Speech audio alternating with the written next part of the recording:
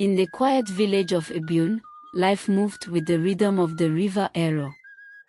The river flowed through the heart of the land, a majestic, glittering presence that provided water, fish, and a sense of spiritual mystery.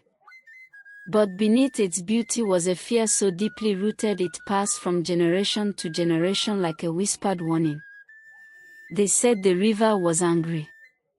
That many years ago, a covenant was broken, a promise made by the ancestors to the river goddess in exchange for fertility and peace. One greedy king, now long forgotten by name but infamous in legend, refused to fulfill his part. Since then, every year, the river claimed one soul, a debt it never forgave. Some years it was a fisherman swept away despite calm waters. Other years it was a child who vanished on market day. The elders would simply shake their heads and say, "The river has spoken." Adama had always feared the stories, but they never felt real, until the day the river chose her son. His name was Adaoma, her only child, her late blooming miracle after years of tears and prayer.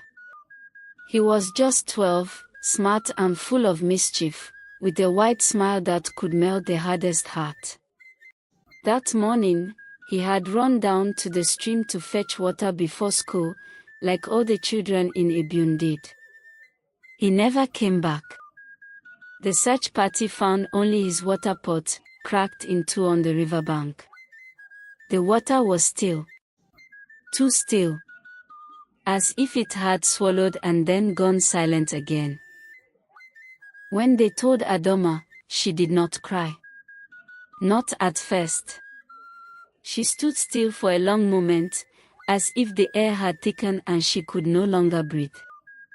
Then, slowly, she knelt in the red earth and let out a cry so piercing it startled the birds from the trees. The elders came to her hut that evening with words soaked in tradition. "The river has taken him," they said, heads bowed, "it is the way. We mourn with you." But Adaoma did not mourn. She boiled with rage. "What do you mean it is the way?" she asked, voice cracking. "So you will let this thing go on, every year, without question, without fight? You fear a river more than you fear God." Her husband had died 5 years ago. Adaoma was all she had left. And now the village expected her to fold her wrapper, weep in silence, and accept it as destiny. But Adaoma was not that kind of woman. That night, as Ibune slept under a sky littered with stars, Adaoma sat by the riverbank, staring into the moonlit current. Her wrapper was soaked with dew, but she did not move. She muttered words to herself, words of grief, anger, defiance.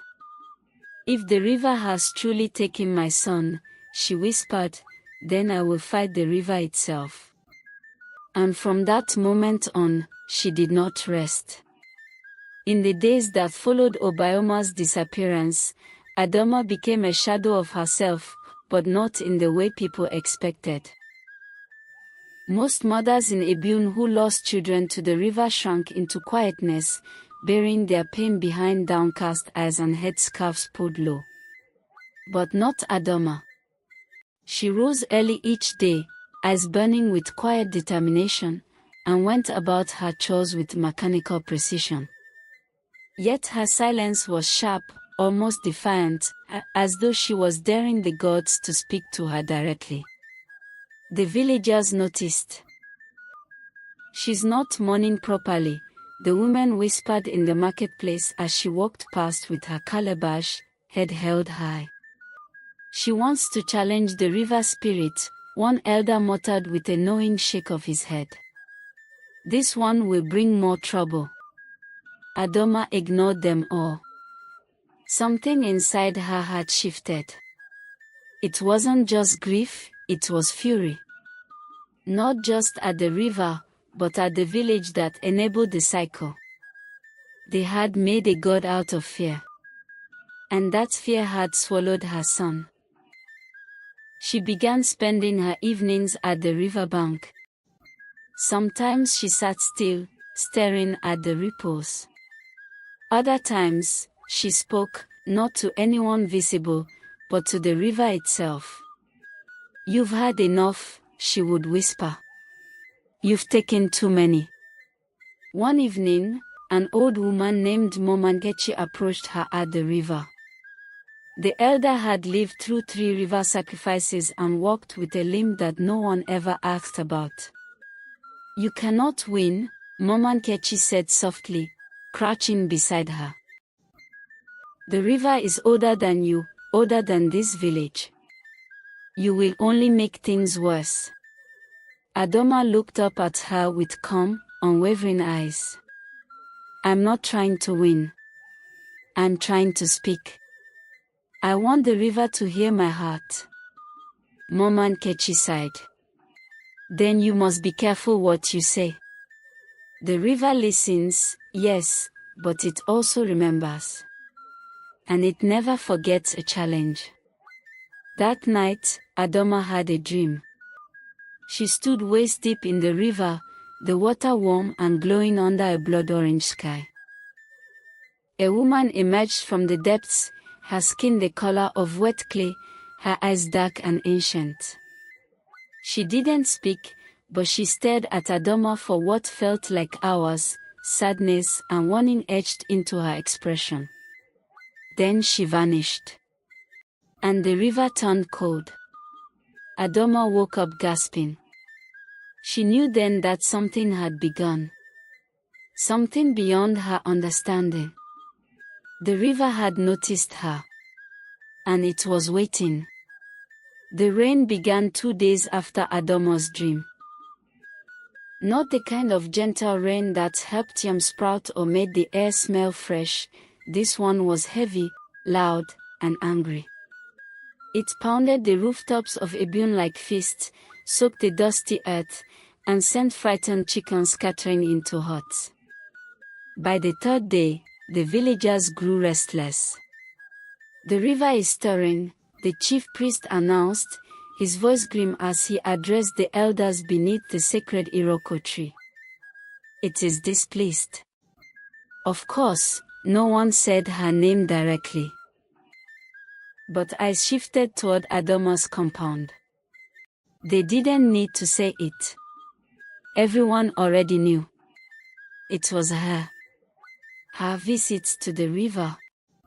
Her defiance. Her refusal to mourn the right way. The gods had noticed.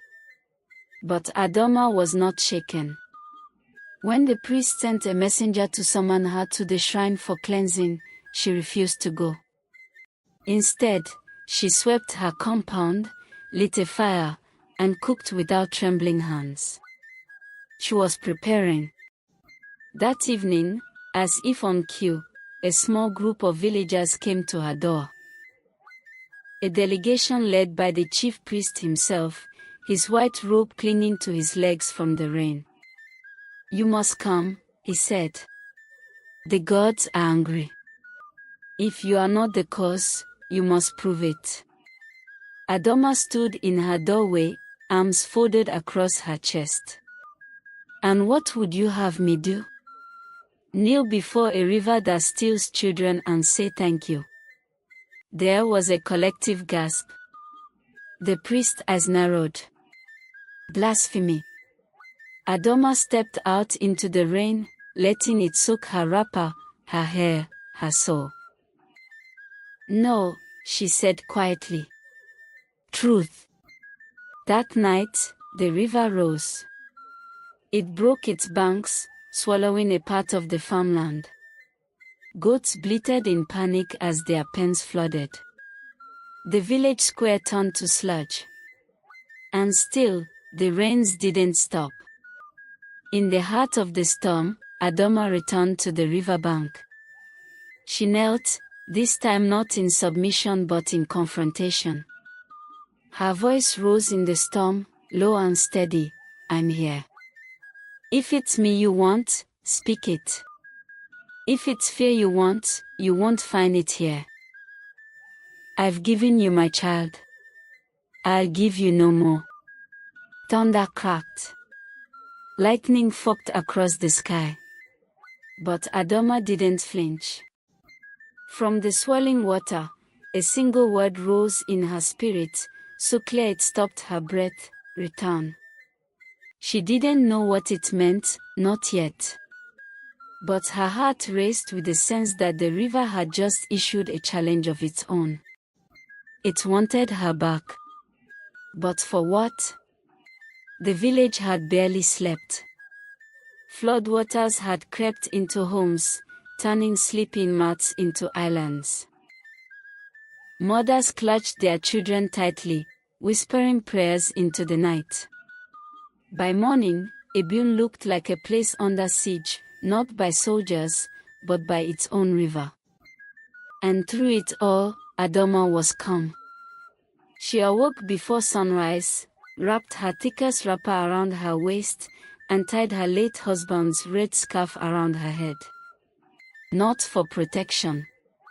For strength. She boiled water, made her breakfast, and set her feet towards the river once more. The word return echoed in her mind like a drumbeat. She didn't know what it meant, whether it was a warning, a calling, or a curse, but she was going to find out. She had nothing left to lose. The river had already taken her son. When she arrived, the river was strangely quiet. Not calm, never calm, but not in the rage it showed the night before.